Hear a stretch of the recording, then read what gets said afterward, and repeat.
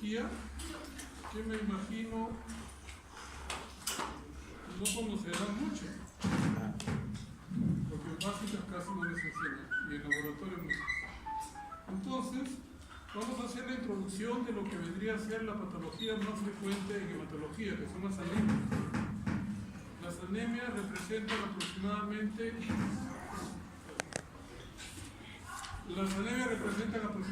el 80% de la patología hematológica, porque no solamente están, debemos tener en cuenta las anemias que debutan per se, por ejemplo la anemia ferropénica, la anemia megaloblástica, la anemia plástica, ¿no? Sino también las neoplasias hematológicas van a dar anemia. Definitivamente, porque cuando toman la médula ósea se compromete la serie roja. Entonces, la anemia es el síntoma más frecuente, o digamos la patología más frecuente que se debe estudiar en hematología. Según la Organización Mundial de la Salud, cuando tenemos que estudiar anemia, debemos tener un punto de partida, y ese punto de partida debe ser la determinación de la hemoglobina. ¿Por qué? Porque la hemoglobina tiene un valor constante, a diferencia del hematocrito. Por ejemplo, si una persona tiene una anemia ferropénica, cuando la persona tiene carencia de hierro, el glóbulo rojo es pequeño y es pálido. Entonces, en esas condiciones se pierde la relación normal que existe entre hemoglobina y hematocrito, que es 1:3. Si yo tengo 15 de hemoglobina, debo tener 45 de hematocrito. Eso es para una persona normal. Pero para uno que tiene una anemia microcítica hipocrómica, sea o no ferropénica, puede tener 5 de hemoglobina y 25 de hematocrito. O sea, ha perdido la relación 1:3. ¿Por qué? Porque hay microcitosis e hipocromía. Y cuando hay microcitosis e hipocromía, ¿qué sucede? Que se forma menos cantidad de hemoglobina. Esa es la cuestión. Entonces, la hemoglobina, como hemos dicho, tiene un valor constante, a diferencia del hematocrito. El hematocrito se falsea, como hemos visto en la anemia ferropénica está más alto de lo que realmente debe ser. También cuando una persona está muy deshidratada, por ejemplo en el verano, también el hematocrito se eleva falsamente. La hemoglobina no sufre estos cambios. Entonces debemos recordar que la hemoglobina es una proteína muy compleja que tiene como función el transporte de gases y básicamente del oxígeno. La hemoglobina está contenida dentro del glóbulo rojo. ¿El glóbulo rojo qué ha hecho? Ha expulsado el núcleo para poder llevar mayor cantidad de hemoglobina que le permita llevar más oxígeno. ¿Ok? Por eso es que el glóbulo rojo no tiene núcleo. Como está escrito en esta diapositiva, la hemoglobina está constituida por dos unidades estructurales muy importantes que no están, digamos, bien descritas allí, ¿no? Ahí lo que se trata de escribir son las cadenas globínicas que cuando fallan originan a las hemoglobinas anormales, que son un tipo de anemia hemolítica congénita, y a las talasemia, que son otra anemia hemolítica congénita, y ya cuando hagan la clase lo verán con mayor detenimiento. Pero ¿por qué traigo esta figura? Por esta estructura, que es una proteína, el 2,3-difosfoglicerato. ¿Para qué sirve el 2,3-difosfoglicerato? El 2,3-difosfoglicerato, de acuerdo a la concentración en que se encuentre dentro del glóbulo rojo, permite a este glóbulo rojo soltar o retener oxígeno. Si el 2,3-difosfoglicerato está incrementado, suelta oxígeno. ¿Qué es lo que sucede en la altura? Por ejemplo, si una persona vive en Cusco, vive en Huaraz, tendrá una alta concentración de 2,3-difosfoglicerato. ¿Por qué? Porque hay hipoxia. Entonces, ¿qué debe hacer ese glóbulo rojo de esa persona? Soltar rápidamente el oxígeno. Por lo tanto, el 2,3-difosfoglicerato en los nativos de la altura estará elevado. Después, otro punto importante en relación a las cadenas globínicas es que estas tienen una determinación genética. Todas las hemoglobinas, cuando ya nosotros hemos nacido, van a tener cadenas alfa. Entonces las cadenas alfa son constantes. En cambio, las cadenas no alfa son diferentes. Y de acuerdo al tipo de cadena no alfa, la hemoglobina tendrá un nombre. Por ejemplo, si la hemoglobina es alfa beta, se llamará hemoglobina A o hemoglobina del adulto, como está a continuación. Si la hemoglobina es alfa gamma, se llamará hemoglobina fetal, que es la hemoglobina más importante durante nuestra vida intrauterina. Y si la hemoglobina es alfa delta, se llamará hemoglobina A2, que es importante tenerlo en cuenta porque cuando está incrementada es un marcador de una anemia hemolítica congénita, que es la beta-talasemia menor. Lo normal para la hemoglobina A2 es hasta 3,5%. Niño, ¿estás en la clase o estás jugando? Porque la puerta está abierta, o sea, aquí somos adultos, yo no me molesto si se van, total, yo dicto mi clase solo, no veo ningún problema. Entonces, hasta aquí están las hemoglobinas de las personas que ya hemos nacido. Las cadenas épsilon y las cadenas zeta son hemoglobinas cuando somos embriones. Por lo tanto, van a mutar y se van a transformar en beta, gamma o delta. Las cadenas alfa siempre permanecen constantes.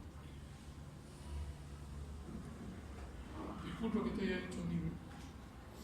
Entonces, la hemoglobina es una proteína muy compleja que hemos dicho está conformada por dos estructuras importantísimas, el nucleón y esta fracción en donde están las cadenas alfa y no alfa, que son la cadena globínica, ¿no? El nucleón a su vez tiene dos componentes, una fracción proteica llamada protoporfirina, que origina a los anillos tetrapirrólicos, donde el hierro está incrustado, por llamarlo de alguna manera, ¿no? Ahí se ubica el hierro. La cadena totalmente proteica se llama globina y tiene una determinación genética. Las cadenas alfa, que son las cadenas constantes, se originan en el cromosoma 16. Las cadenas no alfa, que son diferentes, se originan en el cromosoma 11. Entonces el cromosoma 11, de acuerdo a la herencia, dirá si esa cadena que va a formar va a ser beta, va a ser gamma o va a ser delta. Y de allí es que se originan los diferentes tipos de hemoglobinas normales que tenemos. Entonces hemos dicho que las cadenas alfa solo dan las cadenas, el cromosoma 16 solo da las cadenas alfa. En cambio el cromosoma 11 da todas las otras cadenas diferentes en las alfa. Entonces, en este último acápite de esta diapositiva debemos hacer una división. Desde donde está el punto de luz hacia la derecha son las hemoglobinas de las personas que ya hemos nacido. Desde el punto de luz hacia la izquierda son las hemoglobinas de cuando somos embriones. Entonces, ¿qué nos interesa recordar? Estas hemoglobinas, porque el embrión ya fue, se convirtió en feto y el feto se convirtió en persona, ¿verdad? Entonces nos interesa recordar esto de aquí. Ahora, miren ustedes cómo es que nuestro organismo va cambiando de acuerdo a la edad.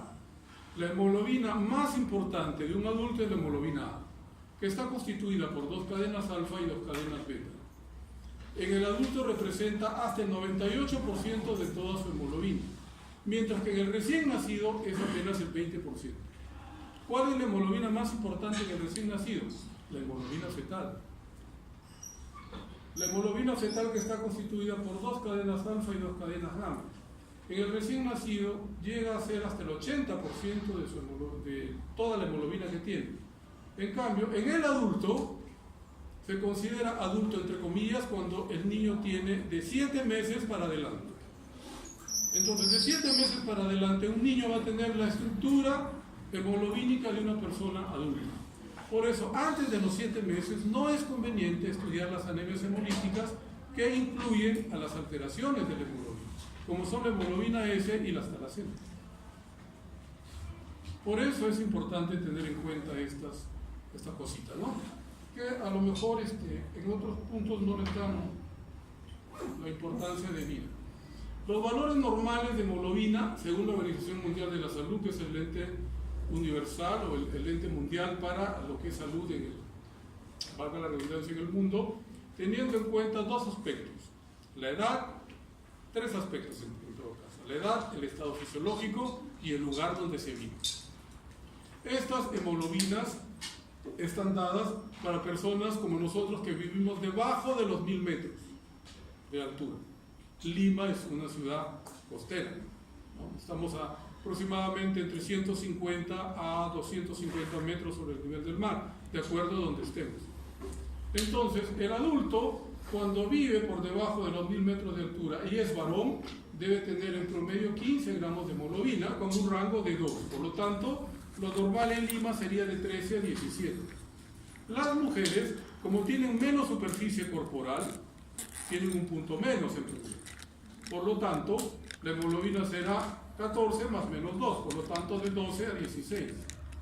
Recordar que durante la gestación la mujer tiene una condición que es totalmente especial, que se hace evidente sobre todo en el segundo trimestre del embarazo. ¿Qué pasa con la mujer? Aumenta la producción de células hematológicas, pero también aumenta la producción del volumen plasmático. Y el volumen plasmático aumenta en mayor cantidad o porcentaje que la célula. Por lo tanto, en la gestante hay disminución en promedio de 1 gramo de hemoglobina en relación a la mujer no gestante. Entonces, para no pelear, podríamos decir que una gestante es reconocida como anémica cuando tiene menos de 11 de hemoglobina. Cae un punto debido al incremento del volumen plasmático. ¿Por qué tiene que incrementarse el volumen plasmático? Porque la mujer tiene que prepararse para el evento final, que es el parto. Porque se supone que todos debemos nacer por parto natural, no por cesárea. ¿Qué sucede en Lima? Que se abusa de la cesárea. ¿Por qué? Por 3 motivos, ¿verdad? Porque el lugar donde nace el niño es una entidad formadora de estudiantes de medicina y de residentes. Entonces tengo que darle opción para que haga cesárea, porque si no, ¿cómo va a tener práctica? Punto 1. Lo digo ¿por qué? Porque van a ser médicos ustedes, ¿no es cierto? Y eso sucede en todos los hospitales. Punto 2. Si estoy en una clínica, ¿qué le interesa al médico? Ganar plata. ¿Cómo gana más plata? Haciendo cesárea. Porque involucra más personal, involucra al anestesiólogo, al neonatólogo, etc., ¿no? Enfermeras y un poco más, ¿no? Entonces, digamos que en las ciudades se abusa de la cesárea, lo que no sucede en el campo. En el campo o se nace por vía natural o no se nace. También es triste, ¿no? Porque a veces allí sí se necesitaría hacer una cesárea, pero no se puede. ¿Por qué? Porque no hay condiciones para hacerlo. Y en el Perú, que una persona, que una mujer que es madre se muera, es una desgracia, ¿no? Ahí el ministerio te da con todo. No te da absolutamente nada para controlarla, pero si se te muere, te mata. ¿Es así? Nosotros vivimos en un país recontra contradictorio, ¿no? Te exigen un montón de cosas, pero no te dan las armas para luchar y evitar que esto suceda. En el mismo hospital 2 de Mayo, que es donde yo trabajo, no tenemos condiciones ahora para sacar adelante a nuestros pacientes. Falta sangre, falta medicamentos. Cuando ustedes vayan por ahí ya se darán cuenta. Lo mismo sucede en el seguro, pero un poco menos. Entonces, y el otro punto es que, ¿por qué aumentan las cesáreas? Porque el médico es flojo, ¿no? O la mujer. La misma paciente pide, para no sentir dolor, que le practiquen una cesárea. Por ejemplo, yo he tenido una residente, que ha sido mamá hace poco, y ella me dijo, doctor, yo como mi cuñado me va a operar, ella sabe que me tiene que cesárea, porque yo no quiero sentir ningún tipo de dolor. Se supone que el niño debe nacer por vía natural, no si es que no tiene ningún inconveniente. No, ya estamos de acuerdo con mi cuñado y efectivamente nació por cesárea su hijo, felizmente no tuvo ningún problema, pero fue una cesárea innecesaria, porque no intentó darle el parto natural, ¿no? Entonces, esas son las situaciones que vemos en las ciudades, ¿no? Que las mujeres son más engreídas, entre comillas, ¿no? Hay de todo, también hay hombres engreídos. Después, los niños preadolescentes tienen la misma, o deberían tener la misma cantidad de hemoglobina que una mujer adulta. Los ancianos también, vean ustedes que tienen los mismos valores de hemoglobina que los adultos. Pero ¿cuál es la diferencia entre un anciano y un adulto joven? La médula ósea. ¿Qué es la médula ósea? El tejido que forma la sangre. ¿Y dónde se encuentra? En los huesos, ¿no es cierto? Sobre todo en los adultos, en los huesos planos. El hueso que más se estudia es el esternón o las crestas ilíacas posterior superior. Entonces, la característica en el anciano es que ellos tienen una médula ósea hipoplásica pero fisiológica. Por envejecimiento natural se mueren las células, o no se producen en buena cantidad las células hematopoyéticas, y ellas van siendo reemplazadas por tejido adiposo. Pero ¿cuál es la característica del anciano? Que si el anciano tiene un riñón que funciona bien, ¿por qué? Porque en el riñón, ¿qué se produce? La eritropoyetina, que es la hormona más importante para la formación de elementos rojos o de eritrocitos. Si el anciano, repito, tiene un buen riñón y produce buena cantidad de eritropoyetina, cuando él hace anemia, la médula ósea se hace hipercelular temporalmente. Entonces, si yo le practico una médula ósea o un estudio medular a un anciano que tiene una anemia ferropénica, una anemia hemolítica, una anemia megaloblástica y que tiene una hemoglobina menor de 10, voy a encontrar que su médula ósea va a ser hipercelular, como reactividad al cuadro de hipoxia, debido a la eritropoyetina que el riñón produce. Cuando se normaliza la hemoglobina, el anciano deja de producir el exceso de eritropoyetina que produce en esos momentos y la médula vuelve a ser fisiológicamente hipocelular. Deben recordar que una persona es capaz de producir hasta 1000 veces más la cantidad de eritropoyetina basal que producimos, de acuerdo al estado de hipoxia en que se encuentra. Entonces, nuestro cuerpo está hecho para responder adecuadamente a un fenómeno hipoxia. ¿Ok?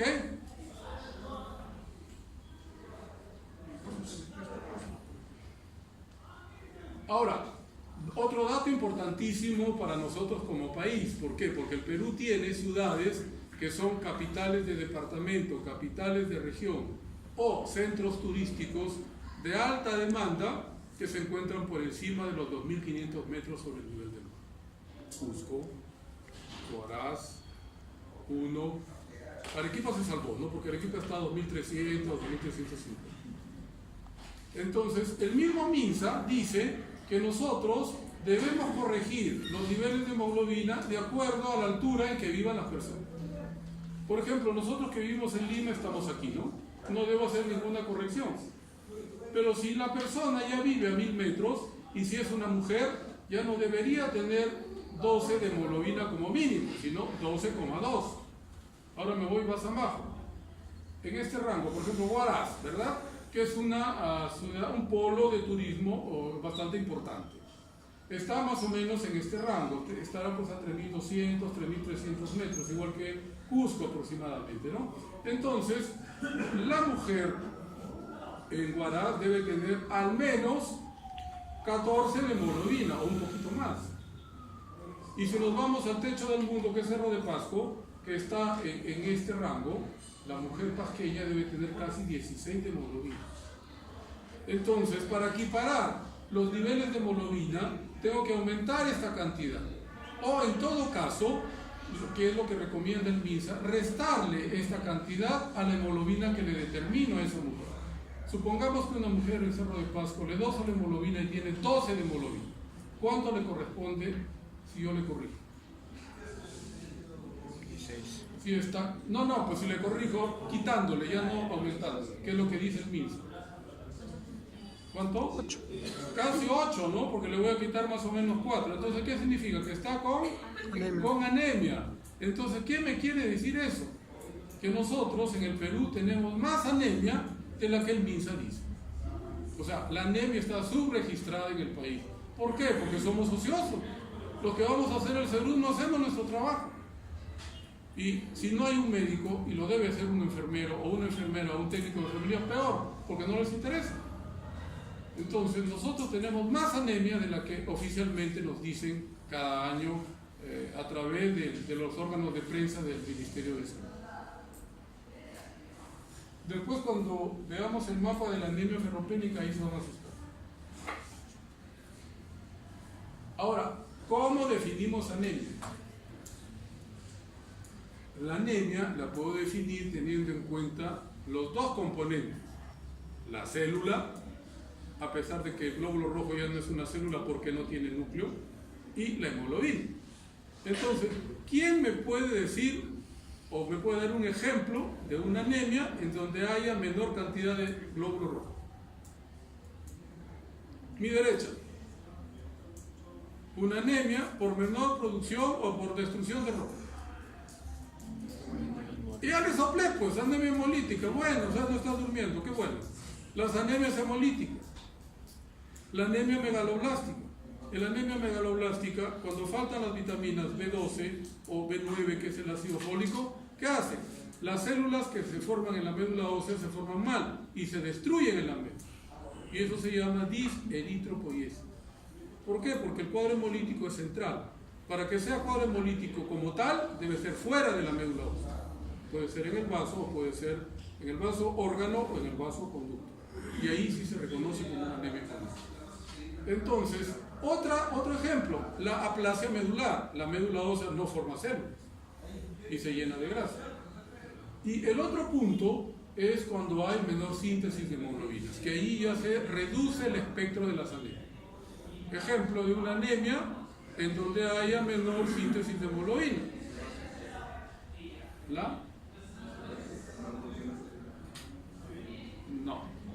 La cirrosis sí da anemia, pero la cirrosis da anemia ferropénica. ¿Por qué? Porque la cirrosis te va a dar hipertensión portal. La hipertensión portal, ¿qué te va a dar? Varices en el esófago. Las varices en el esófago se rompen y sale sangre al exterior. Entonces, ¿qué pierdes? Hierro. Entonces vas a tener una anemia ferropénica por pérdida. Igual cuando se tiene un cáncer gástrico, cuando se tiene hemorroides o la mujer que menstrua, que todos los meses pierde hierro porque pierde sangre. Entonces, la reina de las anemias, que la anemia ferropénica está en este grupo de menor síntesis de hemoglobina. El 80%, digamos, entre 70 y 80% de las anemias en el Perú son anemias ferropénicas. Es la anemia más frecuente de todas. Y la otra es la talasemia, que es una anemia hemolítica congénita, pero allí no falla la cantidad de hierro. ¿Qué falla? Las cadenas globínicas, que están incompletas o están totalmente ausentes. La consecuencia es la misma, porque hemos visto que la hemoglobina está formada por hierro, en el caso de la anemia ferropénica, cuando falta hierro hay menor síntesis de hemoglobinas, y en las talasemias es por menor cantidad de aminoácidos en las cadenas globínicas. Entonces, si me falta un pedazo de cadena alfa o un pedazo de cadena beta, estaré frente a una talasemia alfa o beta, de acuerdo a la cadena que esté comprometida. Y la consecuencia será una menor síntesis o formación de hemoglobina. La expresión será la misma, microcitosis y hemoglobina. Entonces, hemos dado el ejemplo de las anemias en donde hay menor síntesis de hemoglobina. Anemia ferropénica y las talasemias.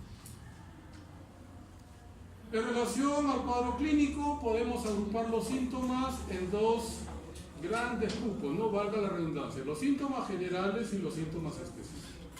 Los generales son aquellos que se presentan en cualquier anemia, no interesa la etiología. ¿Qué interesa? La intensidad de la anemia. Si la anemia es leve, lo más probable es que no haya síntomas, aunque sí hay un síntoma, que es el que tienen todos la mayoría de los que están aquí, la astenia. ¿Qué cosa es la astenia? ¿Quién me dice que es la astenia? El peruano, la flojera. Esa es la astenia. Y los alumnos de medicina últimamente son bastante flojos. No van a las clases, llegan tarde, no piden permiso. En mi época no era así. Si yo llegaba 10 minutos tarde me botaban. Ahora no. Ahora con la excusa que viven lejos se les tiene que permitir llegar a cualquier hora. Pero para eso están las reglas, ¿no es cierto? Conmigo, el primer día yo les digo, tolerancia 10 minutos. Si en 10 minutos llegaste, puedes entrar a la clase. Si llegaste después de 10 minutos, ya no, porque te estoy avisando antes. Y así debe ser, porque el médico debe ser ordenado y debe ser puntual. Si un médico no es ordenado y puntual, es mejor que se dedique a otra cosa. Entonces, la astenia se presenta en el 100% de las anemias, no interesa la intensidad. En cambio, la palidez sí va a guardar una relación estrecha con la intensidad de la anemia. Si una persona tiene una anemia leve, la palidez no se nota. Si tiene más de 10 de hemoglobina, la palidez no es evidente. La palidez es evidente cuando la persona tiene una anemia con una hemoglobina menor de 10. Lo mismo el incremento del sueño, ¿no es cierto? Porque hay hipoxia, no se transporta oxígeno. Después, cuando la anemia es crónica y es severa, o sea, ¿cuándo digo que una anemia es severa? Cuando la persona tiene menos de 8 de hemoglobina. Se presentarán los llamados mecanismos compensatorios. ¿Qué hace mi organismo para lanzar más veces la misma cantidad de sangre en una situación de anemia? Aumenta el gasto cardíaco, ¿verdad? O el trabajo cardíaco. ¿A expensas de quién? De la frecuencia cardíaca. Y por eso es que en la anemia grave o severa, crónica, aparece la taquicardia, que es el incremento de la frecuencia cardíaca.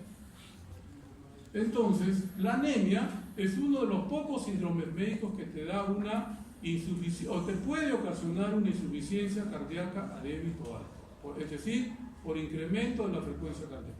¿Cuál es la otra? Todavía no han llevado endocrino. Creo que llevan después. El hipertiroidismo también produce taquicardia y por lo tanto te puede dar insuficiencia cardíaca limitada.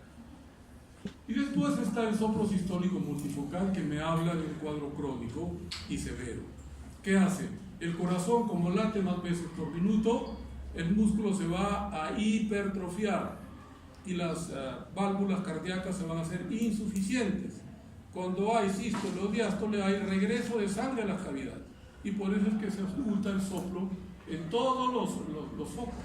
Por eso se llama foco, entre comillas, funcional, porque el soplo patológico se oculta en un solo foco. Si uno tiene una estenosis aórtica o tiene una insuficiencia mitral, solamente se oculta en ese foco. En cambio, el soplo de la anemia, cuando la anemia es severa y crónica, se oculta en todos los focos. Y la intensidad es leve, 2/6, y desaparece cuando se corrige la anemia. Y después vienen los síntomas específicos. Por ejemplo, la anemia ferropénica, que es la anemia más frecuente. ¿Qué voy a encontrar? La piel seca, las uñas planas y delgadas. ¿Y cómo se llama eso? Platoniquia, cuando la uña es plana.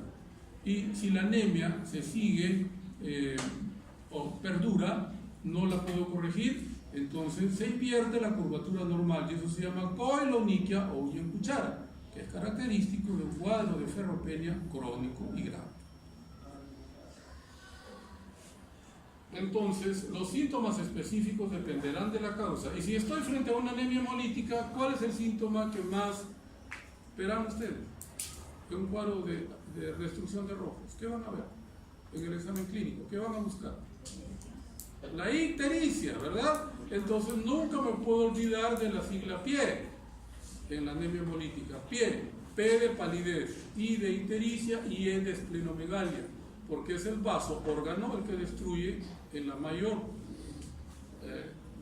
etiología de las anemias a los glóbulos rojos que están alterados. Después tenemos a la clasificación de las anemias.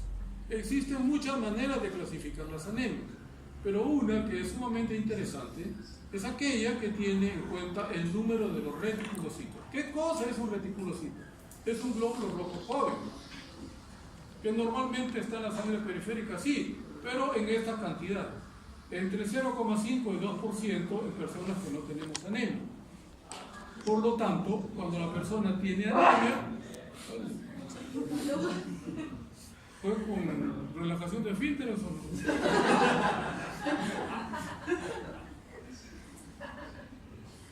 Bueno, entonces, tengo que corregir esto cuando estoy frente a un cuadro de anemia.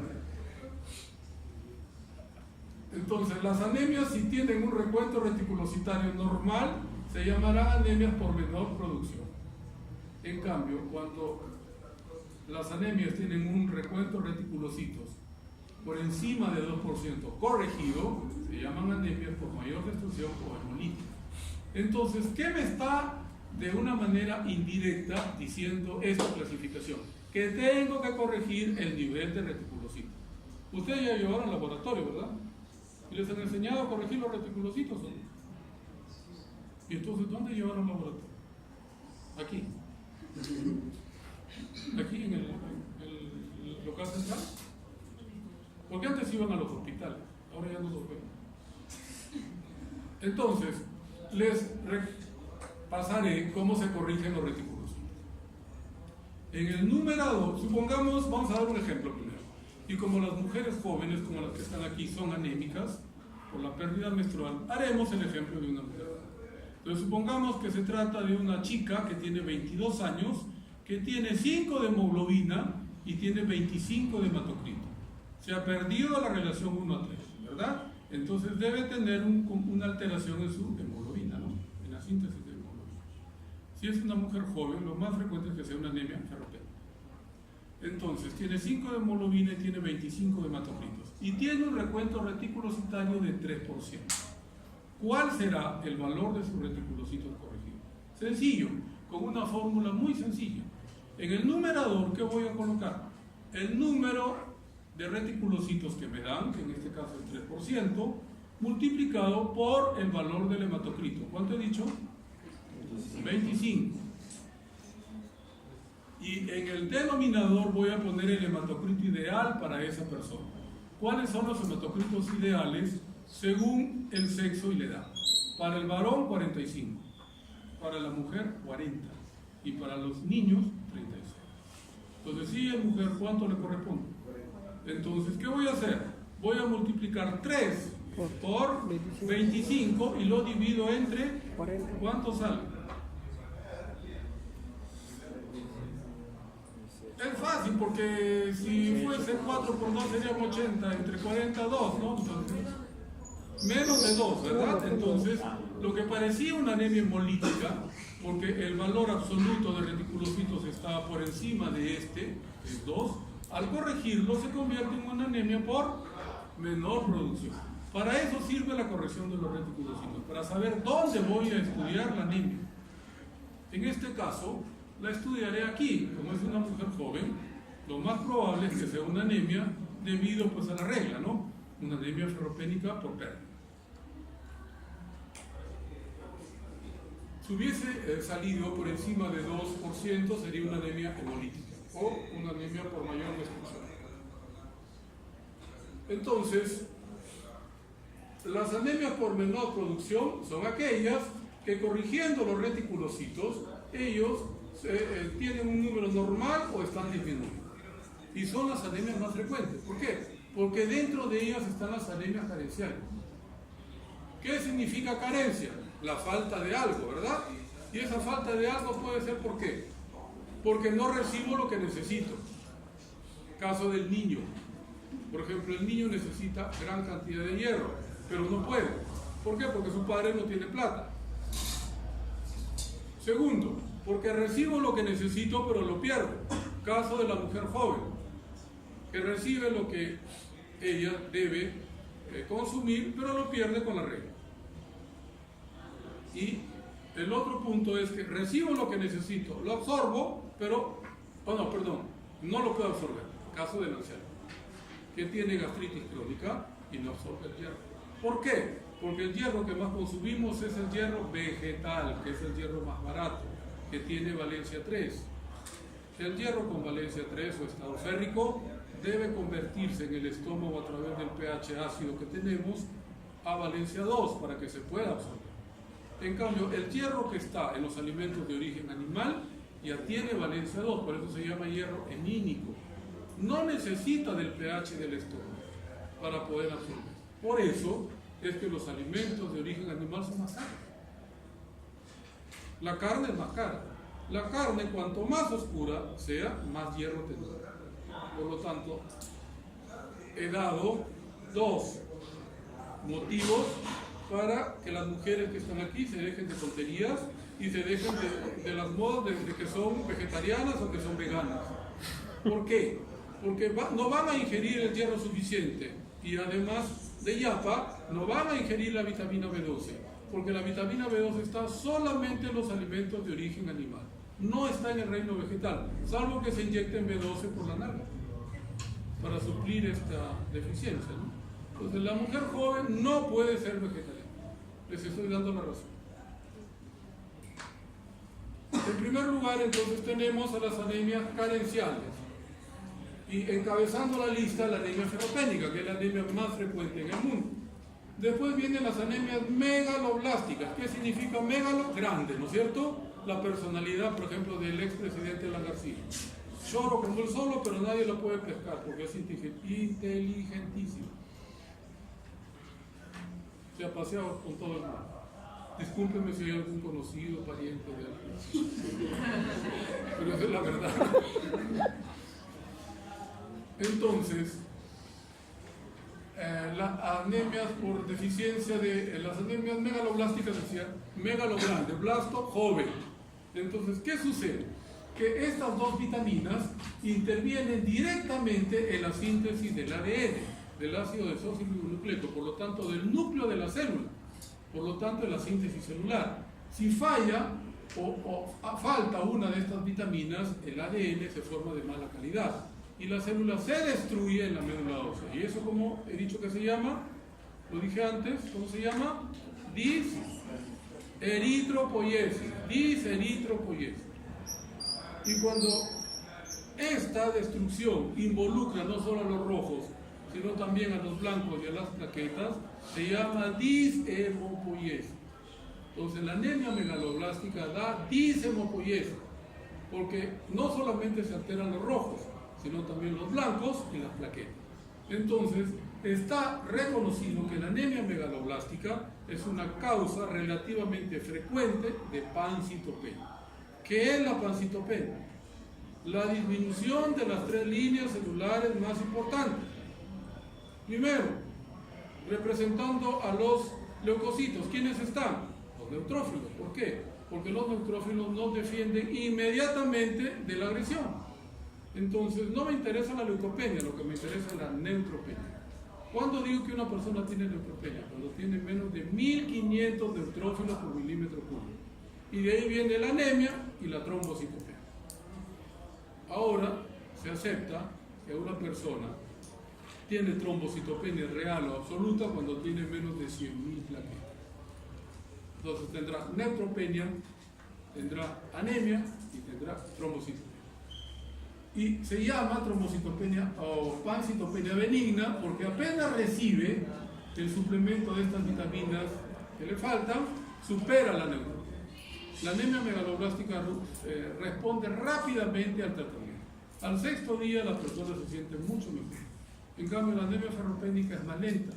¿Por qué? Porque la síntesis de hemoglobina es más lenta. Responde después del 10º día de tratamiento. La mujer, que generalmente es la que recibe hierro, se siente mucho mejor. Ya no se le cae el cabello, ya no se le parten las uñas, su piel está mejor y se adhiere al tratamiento, ¿no? Porque el tratamiento es largo, mínimo son 6 meses. Después viene la insuficiencia medular. ¿Qué es la insuficiencia medular? La falla en la producción de células. Y esta falla puede ser cuantitativa, o sea, la médula ósea no produce células, caso de la aplasia medular, o produce células, pero las destruye, caso de los síndromes mielodisplasia. ¿Qué es una mielodisplasia? Una mielodisplasia es una preleucemia. Es una entidad que usualmente se presenta en personas mayores. La persona nace normal y por cualquier hecho adquiere una alteración cromosómica. Esta alteración cromosómica altera la síntesis de los elementos hematopoyéticos a nivel medular. Entonces, al alterarlos, ¿qué hacen los macrófagos que están en la médula? Los destruyen. Y también se presenta pancitopenia. Solamente voy a ver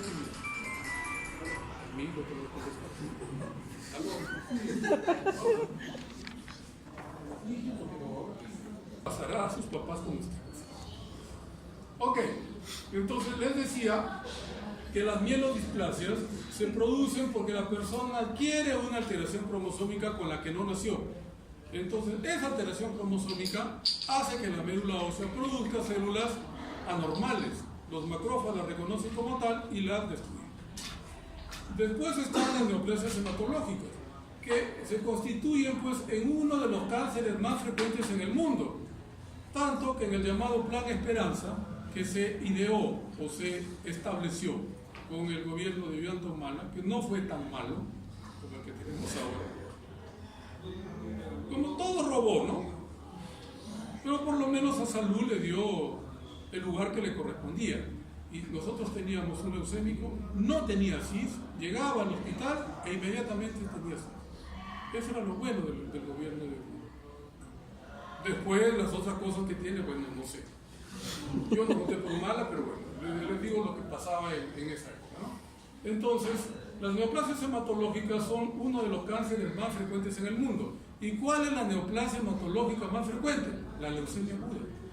Por eso la incluyó dentro del famoso Plan Esperanza, que cubría totalmente 5 cánceres. Y dentro de los 5 cánceres que cubría en el Perú, habían 2 hematológicos, la leucemia y los linfomas. Como en el Ministerio de Salud, felizmente, los burócratas son unos burros, no sabían diferenciar entre una leucemia aguda y una crónica.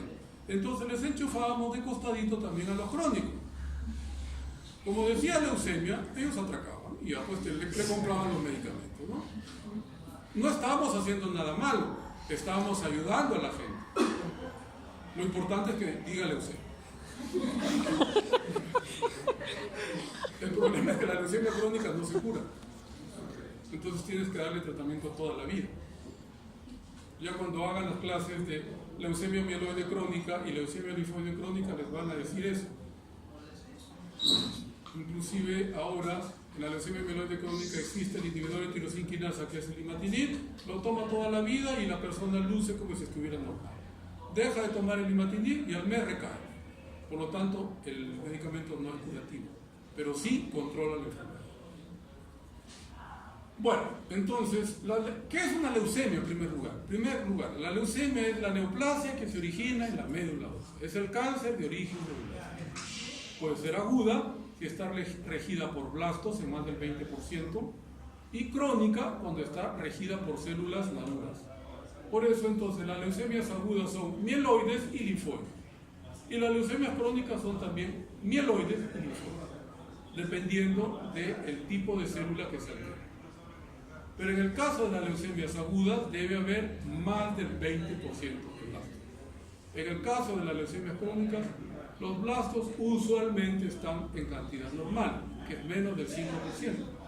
Lo que hay es una gran expansión de las células normales que han perdido la capacidad de regular su producción y por eso se producen en gran cantidad. Cuando una neoplasia hematológica es crónica, no se cura. Si es diferenciada, no se cura, pero se puede mantener. Y eso es lo que sucede con la leucemia crónica. Los linfomas, en cambio, son neoplasias hematológicas también muy frecuentes, pero que se originan fuera de la médula ósea. ¿Y dónde se originan? Sobre todo en los ganglios. Por eso originan el síndrome linfoproliferativo, que es el conjunto de adenopatías acompañado o no de esplenomegalia. Recordar que el vaso es un órgano linfoide. Allí se forman y maduran los linfocitos B. En cambio, en el timo maduran los linfocitos T. Entonces, estas dos neoplasias están cubiertas por el Plan Esperanza, que el gobierno actual, mal que bien, de todas maneras ayuda, no tanto como en el gobierno anterior. Esa es la realidad. Después está el mieloma múltiple, que involucra a un tipo especial de célula, que es la célula plasmática. ¿Para qué sirve el plasmocito? Para defendernos. ¿Qué forma el plasmocito? ¿Quién sabe qué forma el plasmocito? Los anticuerpos. ¿Cuántos anticuerpos tenemos? Pucha, que están bien malos. 5. ¿Cuáles son? Las inmunoglobulinas, ¿no es cierto? ¿Cuántas inmunoglobulinas tenemos? 5. A, G, M, D y E. Esas son las 5. ¿Cuál es la inmunoglobulina que más producimos? La G. La G. Por eso, el mieloma más frecuente es el mieloma IgG, que felizmente es el mieloma, entre comillas, más benigno. ¿Por qué? Porque la inmunoglobulina G es una molécula pequeña, causa menos daño. Cuanto más grande sea la molécula, más daño causará. Por lo tanto, los mielomas IgM, que son rarísimos, son los más graves. Después vienen los síndromes mieloproliferativos crónicos, que son neoplasias hematológicas crónicas, como dice allí, por lo tanto mediadas por células maduras, que toman el nombre de la célula que está más comprometida. Por ejemplo, si es el glóbulo rojo, se llamará policitemia vera. ¿Y cuál es la característica de la policitemia vera? Que la persona viene con 20 o más de hemoglobina, 60 o más de hematocrito. Por lo tanto, viene con síntomas de hiperviscosidad. Y la causa más frecuente de muerte en ellos son las trombosis. Después, si es el granulocito, es la leucemia mieloide crónica. Entonces, la leucemia mieloide crónica la puede estudiar como leucemia o la puede estudiar como un mieloproliferativo crónico. ¿A quién implica la leucemia mieloide crónica? A los granulocitos. ¿Cuántos granulocitos tenemos?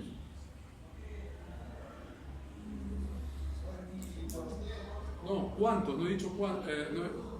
¿O cuáles? Ya, mejor. ¿Cuáles son los granulocitos?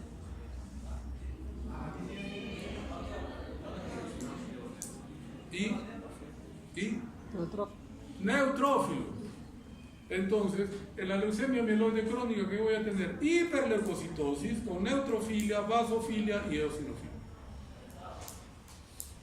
Si la célula que está involucrada en la plaqueta se llamará trombocitosis primaria.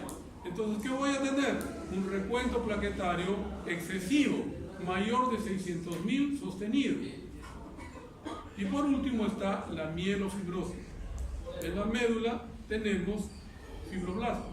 Los fibroblastos, ¿qué hacen? Producen las redes que como una especie de colchón van a servir para que las células hematológicas aniden allí y no se caen. Entonces, si hay excesiva producción de fibroblastos, estaremos frente a la mielofibrosis. Todos los 4 mieloproliferativos crónicos tienen un signo en común, que es la esplenomegalia.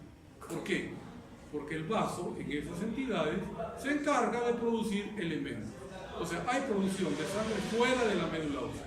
¿Y cómo se llama ese evento? Metaplasia mieloide. Entonces, ¿qué es la metaplasia mieloide? La formación de células hematopoyéticas fuera de la médula ósea, que se da en los mieloproliferativos. Cuarto punto, las anemias mieloctísicas. Esta palabra mieloctisis viene del griego, ¿no es cierto? Mielo, médula, tisis a distancia. Entonces, es la situación en la que la médula ósea ha sido invadida por células que no le corresponden. Y puede ser, por ejemplo, por un cáncer. Ejemplo, el día sábado, mi residente de primer año, todo inocente él, porque está en primer año, me dice: doctor, un favor. Yo le digo: sí, ¿qué pasa? Eran las 2 de la tarde, hora de salida. Me dice: ¿sabe qué? Falta leer un mielograma y una biopsia de médula ósea porque el doctor que debería leerlo ya se fue. ¿Usted podría leerlo? Claro, le digo, si estoy aquí, lo leo. Le digo: a ver, cuéntame el caso, y me cuenta el caso. Pero ese paciente ya tiene como 3 semanas hospitalizado. Y me dice: sí, doctor, nosotros desde que él ingresó le dijimos a los médicos internistas de la sala que teníamos que hacerle un aspirado porque tenía pancitopenia, pero ellos decían que no, que había que primero darle vitaminas, darle la B12 y todo eso.